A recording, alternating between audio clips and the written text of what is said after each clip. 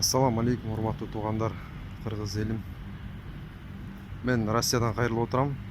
Кече күнү саат кечинде 6-да 8-октябрь күнү 2020-жылы стройкада 6-этаждан балдар кулап түшүп, экөө каза болду. 4-төө аман калды. Дагы экөө больницада жатат, тяжелый. Каза болгондордун бирөөсү Кыргызстан жараны, бирөөсү Өзбек, Өзбекстан жараны туугандарыбыз. Инна лиллахи ва инна илейхи раджиун. Бардыгыбыз Алла Тааланын астындабыз, бардыгыбыз ошого кайрылабыз. Мен ошол аман калган 4 адамга бардым. Барып, акыбал аябай оор. Шок болуп калыптыр да, шок болуп. Бетон куюлуп кетиптир. Бетон куюшуптур 6-этаждын крышасынчы, получается 7-этажга чыгып отуштур да уже. Бетон коюп атканда каркас кармай албай, ошо агып кеткен да. 4төө кармалып калыптыр, жанагы 4 тең кыргыздар. Жап-жаш балдар. Говудуга алып барып объяснение алып атат. Титирип атат, бирөөсү ыйлап атат, бирөөсү кузуп атат, бирөөсү сүйлөй албайт.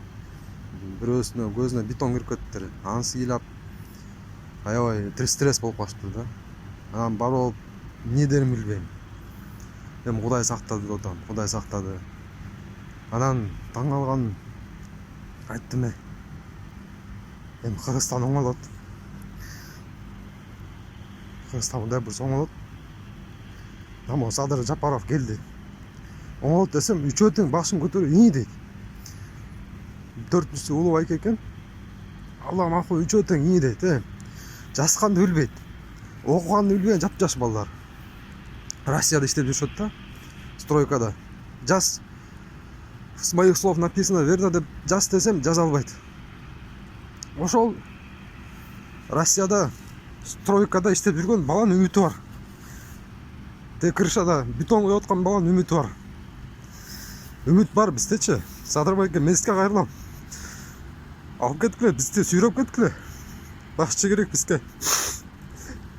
Эл кыйналды. Жап-жаш балдар, биякта стройкада жап-жаш кыздар магазинде иштеп жүрүшөт. Мен тажаган жокмун. Мен намыстанып атам. Оорум ооруп ошол балдарга. Кыргызстанды жакшы көрөм. Кыргыздарды сүйөм мен. Мен мекенimди сүйөм.